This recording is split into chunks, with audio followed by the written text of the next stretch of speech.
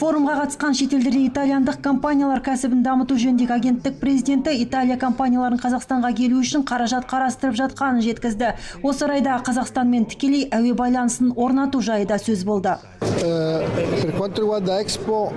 Қалалар арасындағы байланысқа келер болсақ, әңгіме Рим немесе Милан жайында делік. Осы шаруаға қатысты келіссөздер жүргізілуде. Визаға келер болса, қазір Қазақстаннан Италияға туристер көп баруда. Сондықтан сіздер үшін виза алу жүйесін жеңілдетеміз деп ойлаймын. Іс-шара барысында тараптар бір-бірін Экспо халықаралық көрмесіне де шақырды. Италия осы орайда 2015 жылы Миланда өтетін Экспо көрмесіне орын алатын қарым-қатынастарды дамыту үшін бюджет қарастырып жатыр екен. Сонымен қатар итальяндық компанияның бірі Ақтаудағы құбыр өндірісіне 40 миллион доллар инвестициялау мүмкін.